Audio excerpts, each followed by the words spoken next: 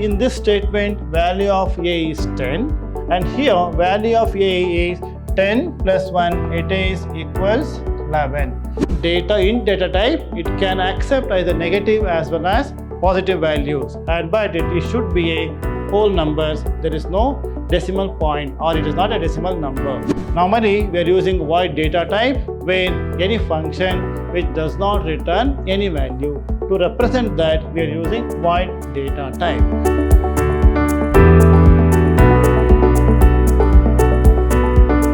Dear students, welcome to Computer Science classes. I am Ravi Kumar KR, lecturer in Computer Science, Vidhyaashram PU College, Temple of Excellence, Mysuru. Students, let us start our discussion with the new chapter, that is Data Types, Chapter 8. Now, let us see the weightage of the chapter. So, the weightage of the chapter is 2 marks, and here you will get one 2 marks question. One question of 2 marks, total weightage is 2 marks. Okay.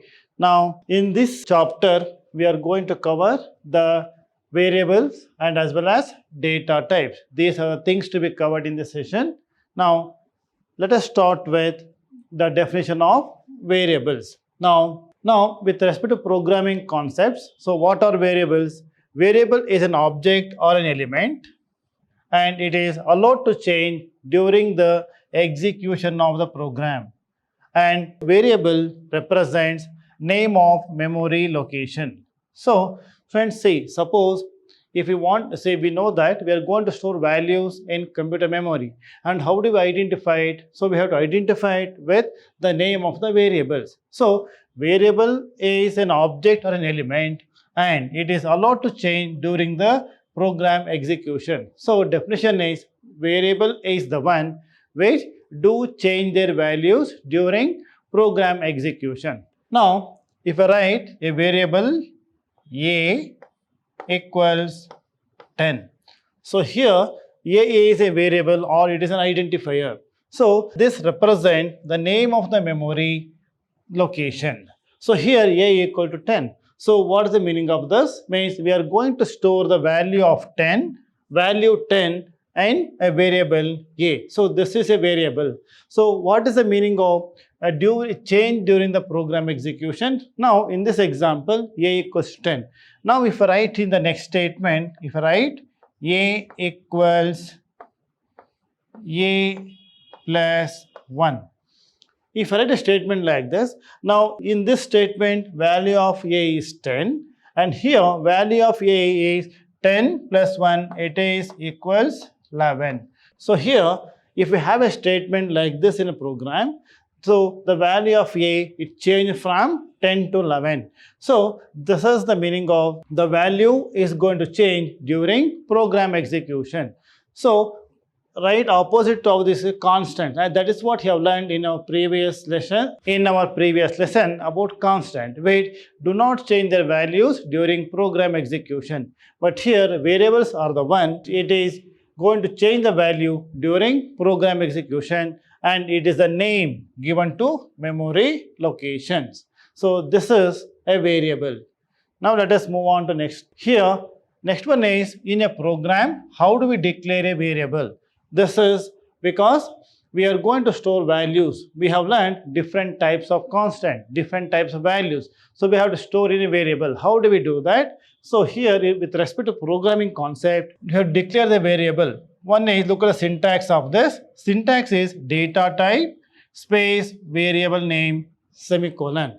So, here now for example, int is a data type, x is a variable. Here int is a data type, x is a variable. So, this is the declaration of variable. So, x is a place or is a variable to store data of type integer. So, this is declaration of variable. Now, once a variable has been declared here, next step is initialization of variable. Means how do we assign values to the variable? So, that is the data type space variable name equals to value. Now, look at the example here. For example, int is a data type, x is a variable and equals to 10. So, we are assigning value 10 to the variable x. So this is nothing but initialization of a variable. So whenever we are working with the programming concept, here the first step is we have declared variables required or necessary for a particular program. So after that, next step would be initializing the variables or assigning values to the variable. So this is here, the one is declaration of variable, this is the syntax and example, and this is initialization of a variable. It is int x equal to 10. So this is variable declaration and initialization of a variable. Now let us move on to next slide. Next concept is data types. See, now we know what is a data. Data is raw fact. So we have to feed the data into the computer for processing. Now if you look at the data, we can come across different types of data. So here, if for example, data may be in the form of alphabets, maybe a number or alphanumeric character, or a group of character, and so on. So with respect to programming character, it is necessary for a programmer to define or declare a variable along with what type of data we are going to store in that particular variable. So if you look at the previous slide, look at the example here is int x equal to 10. Here int is a data type. So we are telling the compiler that to store a value of 10, it is of type integer. So int is a data type. So this is the concept of data types. So here data types can be defined as set of values which can be stored in a variable along with operations that can be performed on those values. So here, before we start writing a program, so we have to inform. So we are writing a statement to the compiler that, so we are declaring a variable of data type, one of the data types, so that it means that we are going to store a particular type of data in a variable. So accordingly, here there are two types of variables. One is simple or fundamental data type. Second one is complex or derived data types. So here there are two types of data types, simple or fundamental. Second one is complex or derived data types. Now let us move on to next slide. Now let us see what is a simple data type. So the simple data type, they include int, float, char character, double, and void. And these data types are used to represent integers, floating point, long floating point, and character types. So here, what are simple or fundamental data types? And these data types are predefined, or it is already available in the C++ library. So they are int, float, char, it stands for character, and double and void. So here all data types are in lowercase, and all these are nothing but keywords. So here data types, the simple data types are inbuilt data types which are available in the C++ library, and here they include int, float, char, double, and void. Now let us see the example for this. Now what is int? Here int, int. This is a reserved word. Int stands for integers. And what are integers? Integers are nothing but whole number without any fractional part. Means there is not a decimal number. In simple, we can say it is not a decimal number. It is a whole number. No fractional part. Means no decimal point. So accordingly, look at the example. 8 is a whole number. 798 or minus 89. So this data int data type, it can accept either negative as well as positive values, but it should be a whole numbers. There is no decimal point, or it is not a decimal number. Next one is character, char. This char stands for character. So it is a character data type to store any character from the basic character set. So what we have learned in the beginning of Introduction to C++, we have learned the character set of C++. They include alphabets from A to Z, either uppercase or lowercase, and digits from 0 to 9, and special characters All these are set of characters or character set of C++. So here char is a data type used to represent those type of character set in programming. So and here, and it stores only a single character, and it should be enclosed within a pair of single quotation mark. That is important here. So we have to represent character data type with a pair of a single quotation mark, and it should be only one character.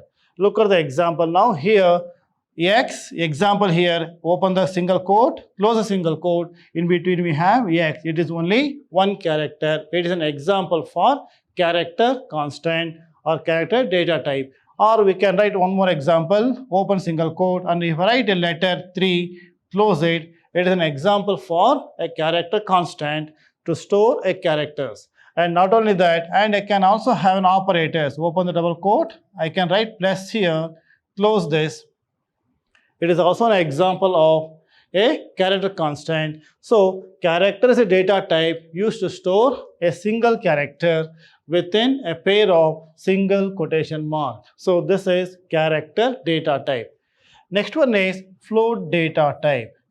Float data type, it represents numbers with fractional part. Means this is nothing but decimal numbers, and another name of decimal number is real numbers. Real numbers. Look at the example now. Here 10.5. Here point stands for, it is a fractional number. 10.5 is a decimal number. It is an example for float data type. Similarly 45.0 and also minus 5.75. Here again it accepts minus 5 of a negative number as well as positive numbers.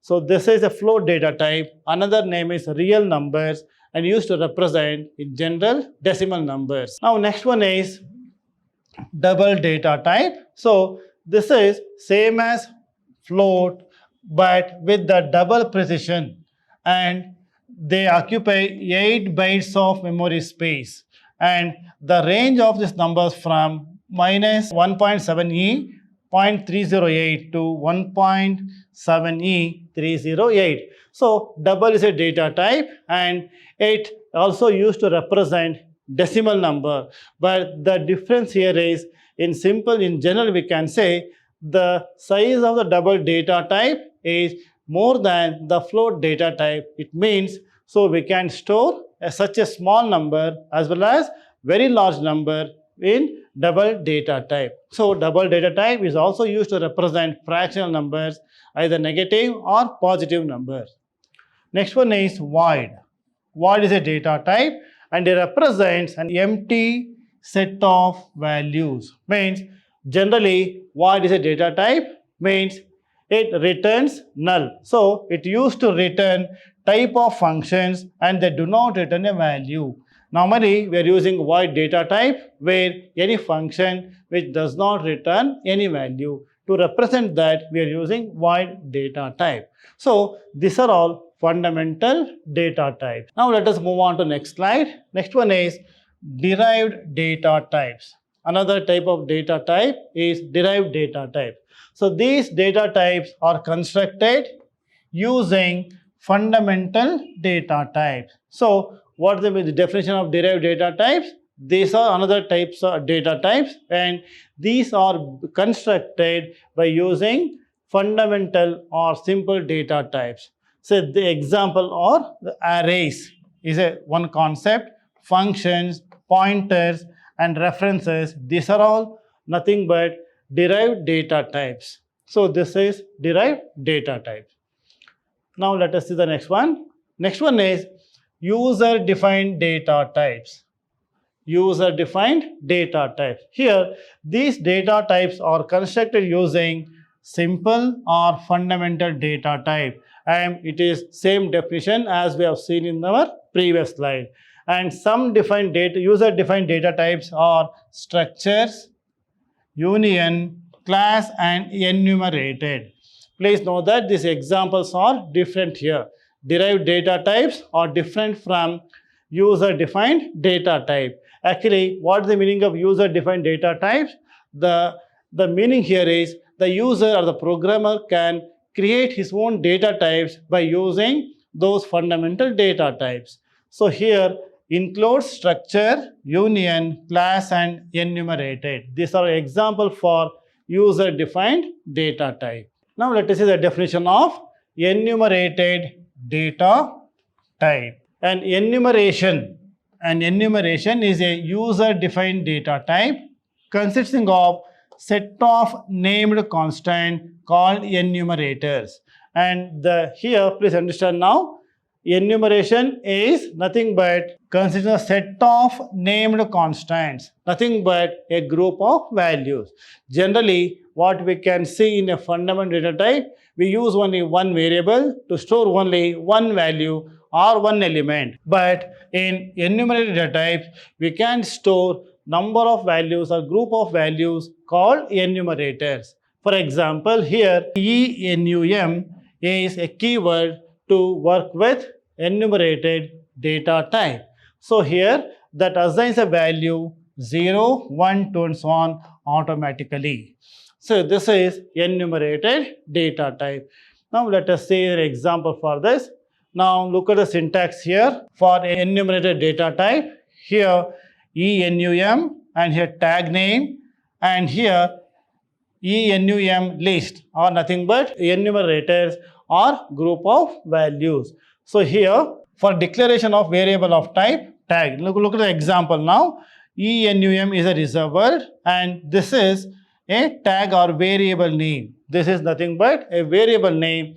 My enum type, this is name of the variable, and with the flower bracket we are writing so many values. These are called as enumerators. And here, as we have seen in the definition in the previous slide, it takes the value or it assigns the value starting from 0 to all the elements automatically. So the meaning here is, suppose this is the statement what we have written now. So here accordingly there are three elements. They are alpha, beta and gamma. Here alpha takes the value 0. So this alpha takes the value and this is 1 and this is 2 automatically, starting with 1 to the last enumerator or the element. So if we observe this, so we are going to store number of values under one name and it takes different values from 0 to till the last element. So this is an example for enumerated data type. So in this session, we have learned about data types and variables, declaration of variables, assigning values to a variable, and data types. So let us continue our discussion in my next session. Thank you very much.